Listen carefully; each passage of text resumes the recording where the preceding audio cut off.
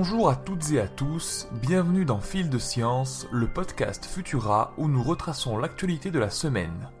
Je suis Julien Hernandez et cette semaine nous commençons naturellement avec l'arrivée d'Omicron en Europe. Le SARS-CoV-2 revient sur le devant de la scène. Après une accalmie passagère, un nouveau variant nommé Omicron a fait son apparition. Il a été signalé en Afrique du Sud dans un premier temps, ce qui a poussé une grande majorité de pays à fermer leurs liaisons avec ce territoire. Une mesure inefficace selon l'OMS et incohérente avec les modélisations. En effet, le nombre d'infectés importe peu pour la dynamique d'une épidémie, ce qui est crucial, c'est le nombre de contaminations moyennes dont un individu est responsable. Ce variant surprend compte tenu de son grand nombre de mutations. Plusieurs hypothèses sont à l'étude concernant les symptômes qu'il provoque, sa contagiosité, sa létalité, soit en lien avec des données préliminaires ou des extrapolations à partir des mutations observées. Mais soyons clairs, pour l'heure, personne ne sait vraiment ce qu'il en est réellement. Ce variant est présent en Europe et il l'était déjà avant que l'Afrique du Sud ne le repère. Des séquençages antérieurs en Écosse et aux Pays-Bas démontrent cet état de fait. Actuellement, 20 pays ont déclaré la présence du variant Omicron sur leur territoire. En Afrique du Sud, il semble être devenu la souche dominante des infections à SARS-CoV-2. Quittons quelques secondes la triste réalité de la pandémie en levant les yeux au ciel. La comète Léonard, découverte par l'astronome Gregory G. Leonard, qui lui a donné son nom, s'annonce très prometteuse pour une visibilité à l'œil nu dans les tout prochains jours et semaines. Parcourant son chemin dans la galaxie, elle s'approchera de notre planète en restant tout de même à une distance de 35 millions de kilomètres. Sa magnitude pourrait atteindre 4 ou 5, ce qui rendrait possible son observation à l'œil nu vers le 12 décembre. Pensez à vous prémunir de la pollution lumineuse et veillez à ne pas la rater, sinon il vous faudra revenir dans 35 000 ans. Pour bénéficier des meilleures conditions d'observation, nous vous recommandons d'écouter notre épisode sur les éphémérides de décembre dans le podcast Futura dans les étoiles. Vous avez sans doute déjà entendu parler des problèmes que posent les déchets plastiques sur la biodiversité, notamment lorsque des animaux marins les consomment ou se retrouvent prisonniers à l'intérieur. Mais un phénomène moins visible et inquiétant semble aussi causé par ces océans de déchets.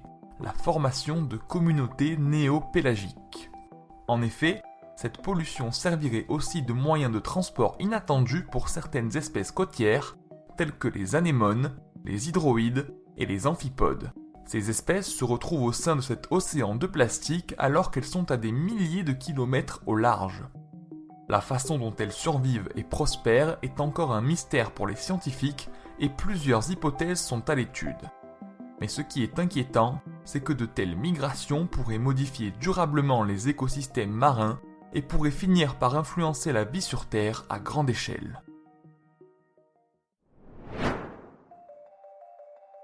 Après avoir scruté les comètes et plongé sous la mer, retour sur le SARS-CoV-2.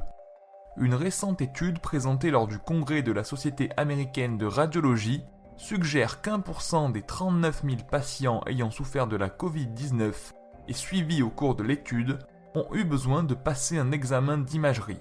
Parmi eux, 10% présentent des anomalies visibles au niveau du cerveau.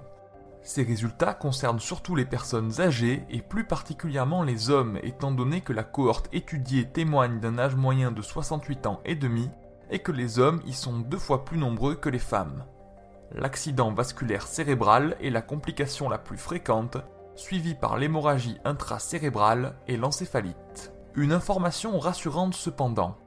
Le SARS-CoV-2 ne semble pas faire de dégâts sur le cerveau en développement du fœtus si la maman est infectée.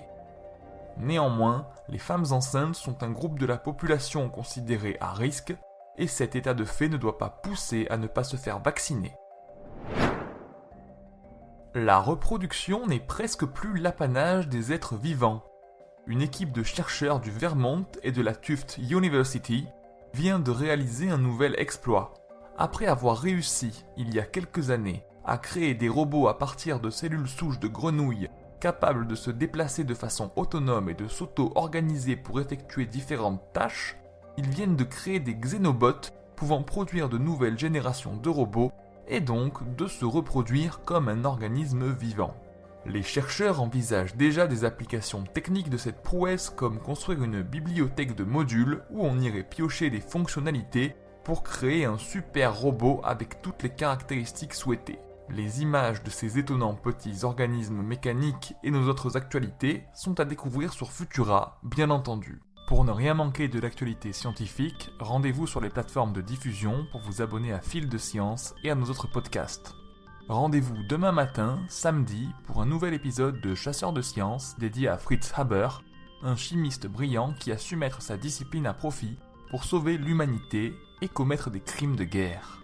Si cet épisode vous a plu, n'hésitez pas à nous laisser un commentaire et un like sur Tumult et à nous y poser vos questions. On se retrouve vendredi prochain avec toujours plus de nouveautés scientifiques. Bon week-end à tous.